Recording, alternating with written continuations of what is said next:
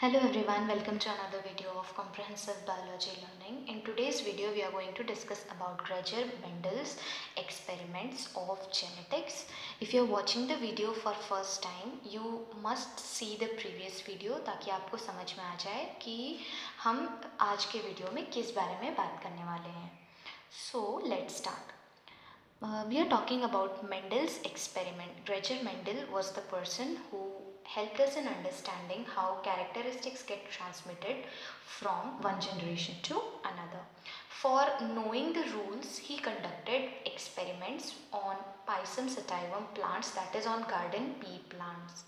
He crossbred plants with contrasting characteristics. Contrasting का मतलब है opposite characteristics. ठीक है. सो उनके जो फर्स्ट एक्सपेरिमेंट है उसे कहते हैं monohybrid cross. Mendel cross pollinated P plants with contrasting characteristics. उन्होंने दो ऐसे पी प्लांट्स के बीच में क्रॉस पॉलिनेशन कराया जिनके कैरेक्टरिस्टिक्स कॉन्ट्रास्टिंग थे, मतलब बिल्कुल ऑपोजिट थे.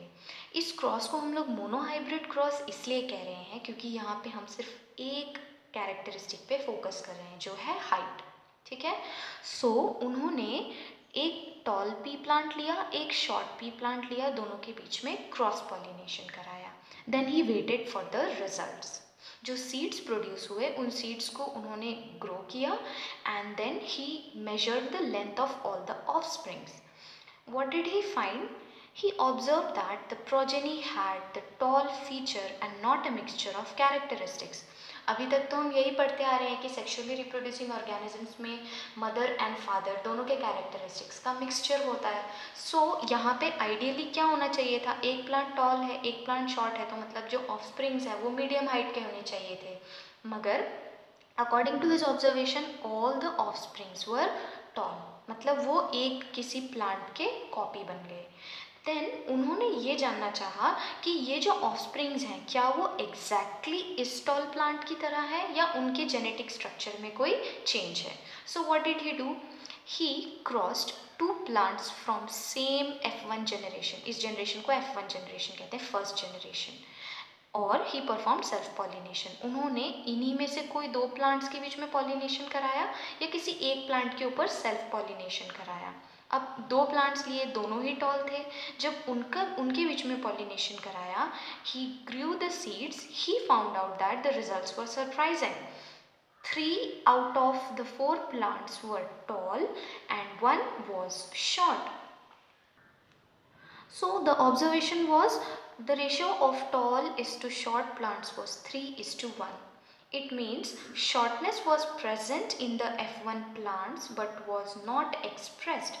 तो ग्रेगर मेंडल को इससे क्या समझ में आया? जो टॉल प्लांट F1 जनरेशन में बने थे वो पेरेंट प्लांट की तरह नहीं थे, बल्कि उनके अंदर शॉर्टनेस का कैरेक्टरिस्टिक भी प्रेजेंट था, लेकिन वो हिडन था. It was not expressed. जब हमने उनका सेल्फ पॉलिनेशन कराया, then we found out that yes, जो नेक्स्ट प्रोजेनी है उसमें एक शॉर्ट प्लांट भी प्रोड्यूस हुआ है.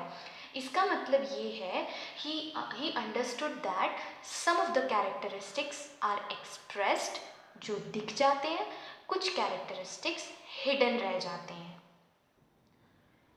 From here we understand the concept of allele. अभी तक हम सिर्फ जीन की बात कर रहे हैं. हम ये जानते हैं कि हमारा जो भी कैरेक्टरिस्टिक होता है वो एक जीन की वजह से होता है, लेकिन each gene usually expresses itself in 2 alternative forms. हर एक जीन के दो ऑल्टरनेटिव फॉर्म्स हो सकते हैं. जैसे कि अगर हम लेंथ के जीन की बात करें, so it can have 2 forms, either for tall plant और फॉर शॉर्ट प्लांट. सो जिस प्लांट में टॉलनेस वाला अलील होगा it will be of tall height. जिस प्लांट में शॉर्टनेस वाला अलील होगा it will be of short height. Some alleles express always, they are known as dominant alleles. जैसे कि यहाँ पे हमने देखा टॉलनेस हमेशा अपने आप को एक्सप्रेस कर रही थी F1 जनरेशन में. So such alleles are called as dominant alleles. Some alleles are hidden, उन्हें हम रेसेसिव अलील्स कहते हैं. जैसे कि शॉर्टनेस जो था पेरेंट्स में छुपा हुआ था. So such an allele will be termed as a recessive allele. I hope आपको experiment समझ में आ गए हों. What was the reason behind it, that we are going to understand in the next video. So stay tuned.